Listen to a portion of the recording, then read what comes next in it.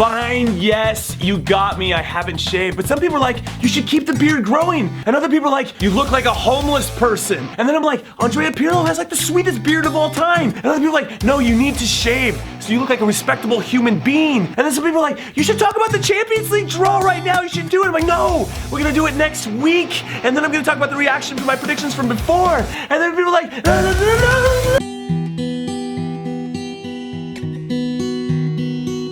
I'm like, no, it's previews and predictions because today is Friday. I want to talk about what's happening this weekend, and we're going to start with Manchester City versus Liverpool. Do you think it's safe to call this the derby between two managers that aren't as good as we once thought they were? Because Jurgen Klopp gets his guys jacked up to play against the big clubs, but can't seem to do the same thing against inferior opponents. But maybe that's because the inferior opponents don't care about possession like the big clubs do, and that throws off how Liverpool likes to play, because for their high pressing to work and to succeed for them going forward, they need clubs that like to confidently play out of the back, which, like I said, Liverpool can take advantage of. And if that doesn't happen, it just seems like it gets a little stunted for them. They can't seem to have the same flow that they like to going forward. And I can talk about this for hours. While Pep Guardiola, on the other hand, looks like he hasn't figured out what his best lineup is 8 months into the season, which is always a little cause for concern. And after they lost dramatically to Monaco midweek to get knocked out of the Champions League, it'll be interesting to see how they bounce back from that. However, and like I mentioned before, Liverpool always get up for the big games against the big clubs, and even though this one's on the road, I think they're going to do the business 3-2. And now let's head to Germany for, it doesn't matter, it's over, it's done, it's finished.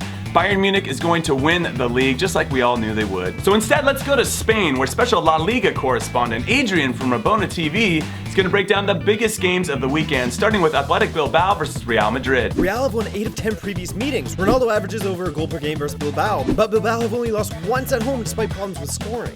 Next, Atletico Madrid versus Sevilla. Perfect split between these two teams at 12 wins and 9 draws each. Griezmann has scored 4 in the last 3 matches, and Atletico has only conceded once in the last 4. Sevilla, on the other hand, has failed to win in their last 3 matches in all competitions.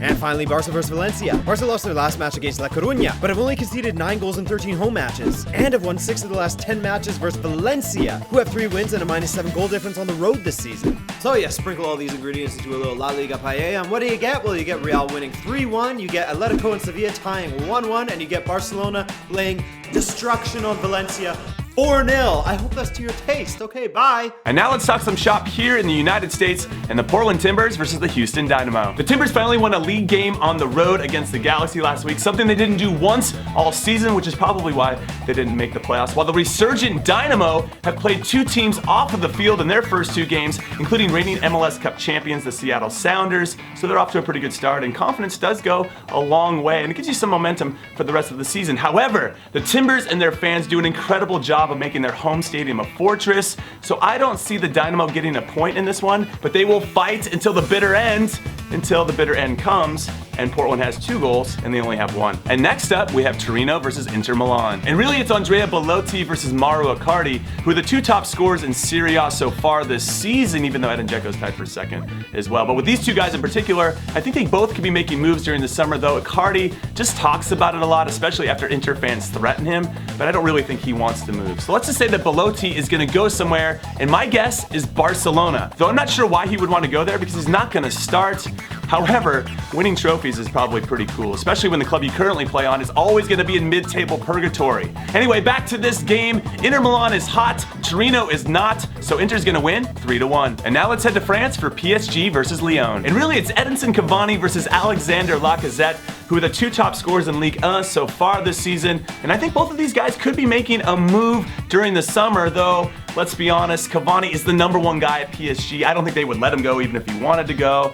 And I don't know if he wants to go because he's so firmly entrenched there, everything revolves around him, and he's playing really, really well. So let's focus on Lacazette, because his club is destined for the Europa League next season, and he probably feels like he deserves better. He is an excellent player. So my guess, he's gonna end up at Arsenal, and he's gonna replace Alexis Sanchez. Yes, you heard it here first. Anyway, back to this game. If Lyon can do one thing and one thing only, and contain Edinson Cavani, then of course I think if Memphis Depay continues to play at a high level, then they got a goddamn chance. So I say the score is gonna be 1-1. Also, here's some other games I'll be keeping my eye on. Like the former clubs of Jimmy Conrad derby between Sporting Kansas City, who've scored 0 goals, but have given up 0 goals in their 2 games, and the San Jose Earthquakes, who have one of my favorite players in the whole entire league, Anibal Godoy, because when he scores goals, they are only great ones. So this should be a good game. And I'm always paying attention to Benfica and Porto because they're only separated by 1 point. Unfortunately, they're not playing against each other this weekend, but they do play against each other in 2 weeks, so circle it on your motherfucking calendar. Also, 4th place Leeds hosts 2nd place Brighton in the championship.